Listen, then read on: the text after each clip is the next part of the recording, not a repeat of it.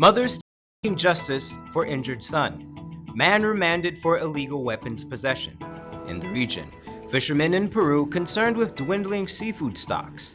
And internationally, suspected terrorist attacks put Cameroon on high alert.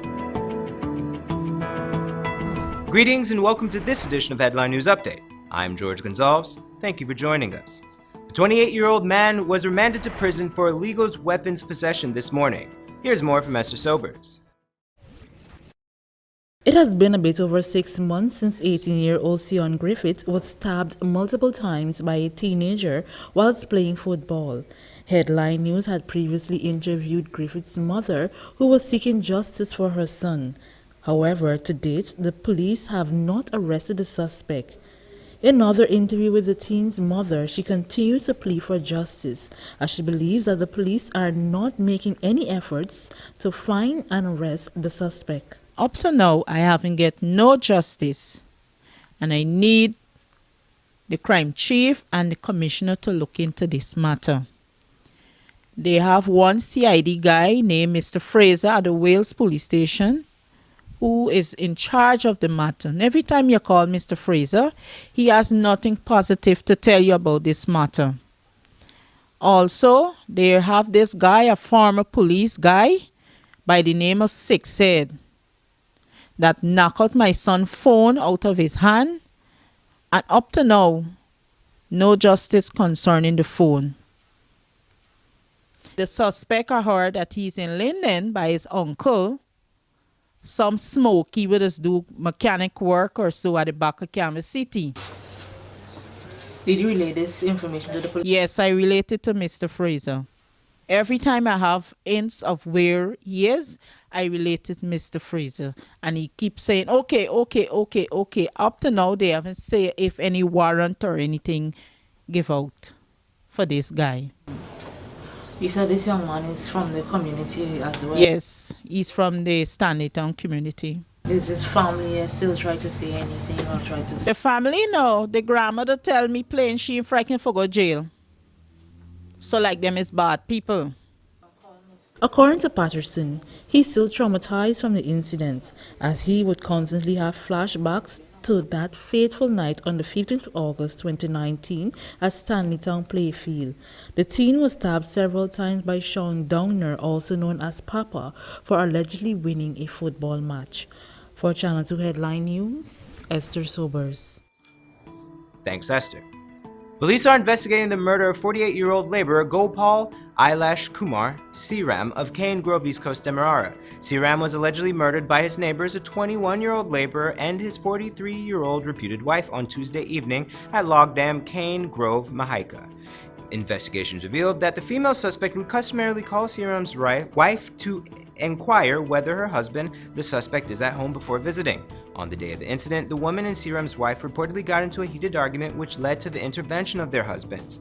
At this point, the suspects allegedly struck Seeram several times in the head and body with pieces of wood. He was taken to the Georgetown Public Hospital where he died of his injuries. The suspects are in police custody and are assisting with the investigation. The mother of a young man who was stabbed over a football game last year is repeating her call for justice. Esther Sobers sat down with the mother and the son to hear more.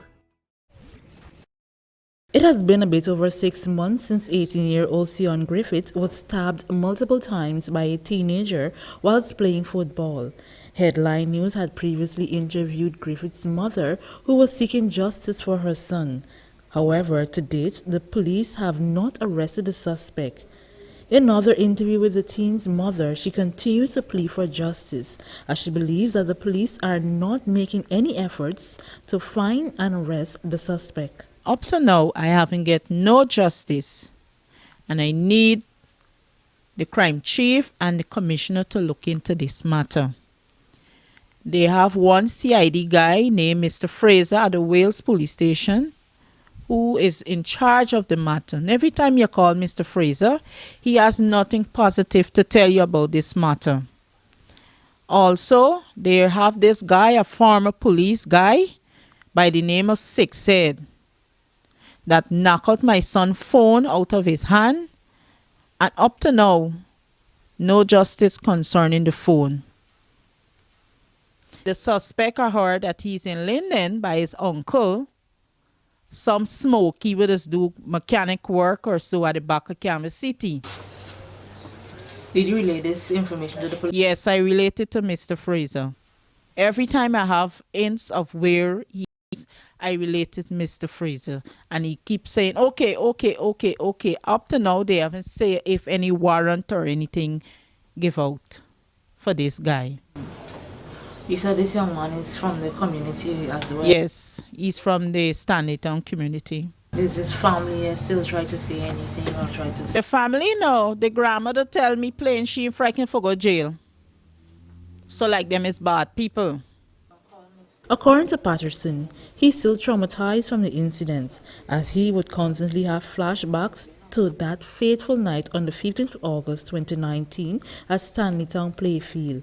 The teen was stabbed several times by Sean Downer, also known as Papa, for allegedly winning a football match. For Channel 2 Headline News, Esther Sobers. Thanks, Esther.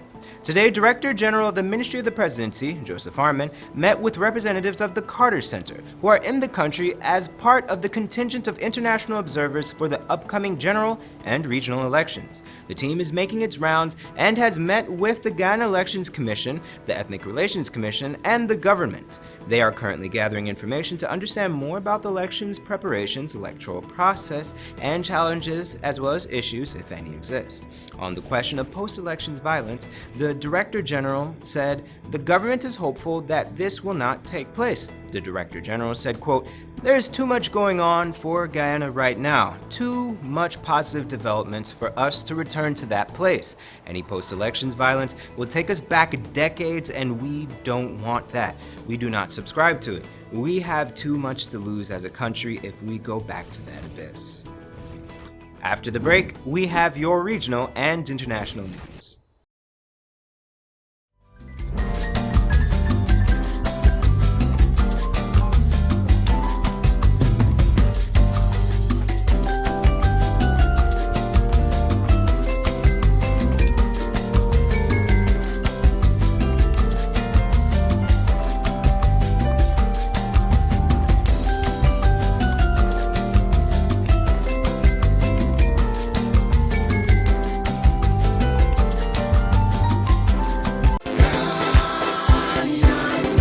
Change means for us technology, innovation. Change means to getting jobs so youngsters after leaving school. Change means advancing Guyana and making her a truly independent reality and creating betterment for all Guyanese. Change means a new life. Change means happiness.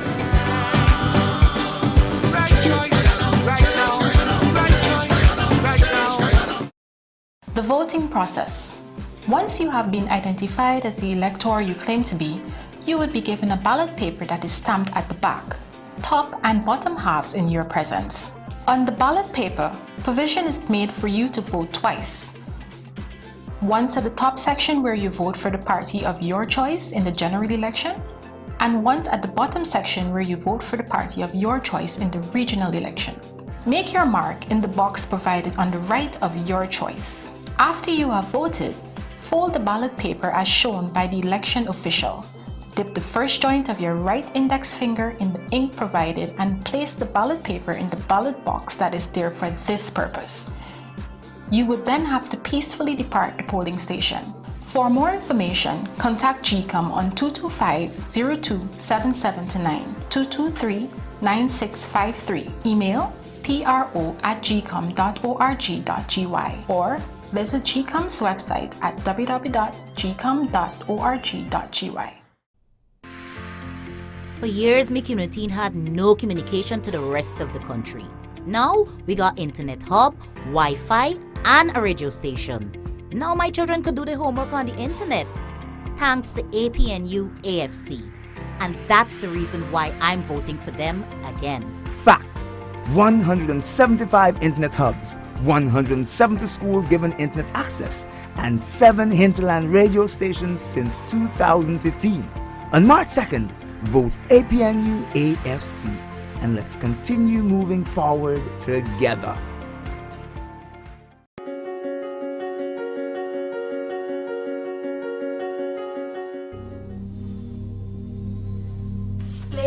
really hot. What's wrong with your AC? It's not working. Well, we wouldn't be able to continue this meeting anymore because this place is extremely hot. Wait, please don't go. Here's a company you can call to get your AC fixed. Action Cool. Honey, what's dinner? I had a hard day. I'm sorry you had a hard day, but guess what, babes? I didn't cook today because the stove is not working. Having trouble at home or at the office? Then call the professionals at Action Cool. Our fully trained technical team have the skills and experience in repairs of all air-conditioned units, refrigerators, gas stoves, washing machines, and a whole lot more. For further information, visit us at 86 Hill and Princess Street, Mandela Avenue, Georgetown, or call us on telephone number 225-7867. Voting without an identification card. If you are registered and eligible to vote but do not have your identification card with you on election day, for whatever reason, you can still vote. The Guyana Elections Commission has put measures in place to accurately identify voters without an identification card. When you go to the polling station, you would be asked your name and address and referred to the presiding officer who will interview you. The presiding officer would look at your face and compare with the photograph alongside the name on the folio to confirm that they are the same. If the presiding officer is satisfied that you are the person you claim to be, you would be asked to take the oath of identity or affirmation. You would then be allowed to vote. For more information, contact GCOM on 225-0277-9, 223-9653, email pro@gcom.org.gy, or visit GCOM's website at www.gcom.org.gy. I remember the place. The shack was dirty. Cockroaches was everywhere. 10 we was in one room. When people in charge, they give me a piece of land. And we build a house on it.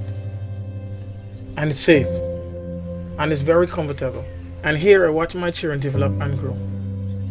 I need action, man. Strong leadership that give out land and have love. Build homes and create jobs. And bring down the cost of living that children can grow. PPP, deliver for my family. That's why I put in my X next to the cup.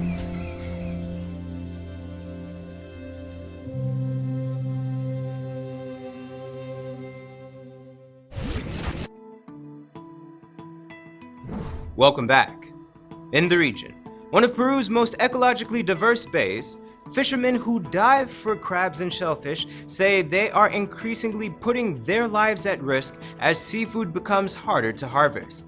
Al Jazeera's Mariana Sanchez reports. Looking for crabs and scallops is not an easy job. 26-year-old Wilber Apaza dives for nearly a minute every time, sometimes 5 to 6 hours non-stop. He says finding shellfish these days is difficult. The water is warmer, so the crabs hide underground. There's been overfishing. In the past 3 years, we haven't found any squid around here. The Bay of Paracas, south of Lima, is an area protected for its diversity. Fishermen are assigned a part of the bay where they can handpick each shellfish, especially scallops. But now the mollusks surface trapped in weed, consuming more time in catching and cleaning before they can be sold. After 40 years farming shellfish, Felix Pilco says the richness of this bay is being lost.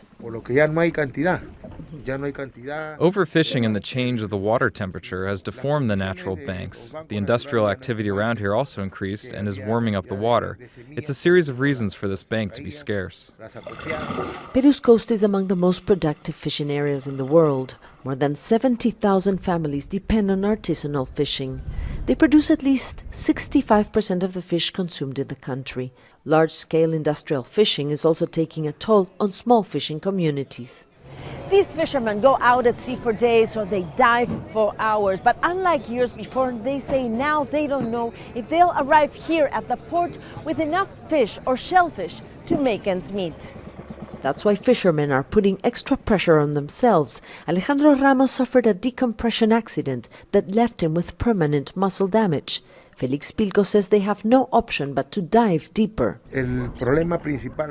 We often risk decompression because sometimes we feel we have to run back to the port to sell our products. So we get anxious and come to the surface faster. So now we risk more and sell less. Peru's fishing ministry says it will implement vigilant committees to supervise the quality and amount of seafood harvested. Many poor people turn to fishing indiscriminately as a quick solution to providing a livelihood. Their chance to make money fast impacts on the most superficial stocks. So that's why more divers are risking more. There are more accidents, which are now frequent. Many academics say the effects of climate change on the fish and shellfish stocks is still under investigation. Peru's government is fast-tracking regulation of fishing and shellfish gathering, but already these small-scale fishermen say it is much harder and dangerous to make a living. Mariana Sanchez, Al Jazeera, Paracas, Peru. And internationally, police in Cameroon are on high alert after a number of suspected separatist attacks in the political capital of Yaoundé and the economic hub of Douala. Al Jazeera's Nicholas Hack reports. Opposition candidate Carlos Ngualem is running for mayor in a particular district of Cameroon's economic capital Douala, the 5th district. Our campaign slogan, it's time for action. Action in opposition to talks, because in Cameroon, politicians, all we do is talk a lot, but do little. And Ngualem has some convincing to do. The 5th district is home to many people displaced from the fighting in Cameroon's mainly English-speaking Anglophone regions. They've lost trust in a political system they feel excluded from. Most of Cameroon is French-speaking, so in the 5th district they shout power. Something they don't have at home, they say. What started off as a protest against the government insisting on having French teachers in schools in the English-speaking regions has turned into an often violent separatist movement. Various armed groups call these regions rich in oil, gold and bauxite, Ambazonia. Human rights organizations accuse both separatists and the military of torture, beheadings and kidnappings, a charge the government and separatists deny. But the fighting has left almost 1 million people displaced and in need of assistance. This was a crisis that could easily be averted if the government was sincere in its intentions, and if the government cared about the well-being of ordinary Cameroonians. The situation would never have been allowed to descend into the kind of chaos that we find.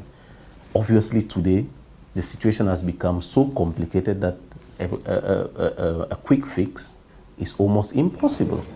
President Paul Biya's attempts for dialogue with the separatists failed, with some armed groups dividing themselves and now fighting each other. In December, Parliament passed a bill to give greater autonomy to the English-speaking regions.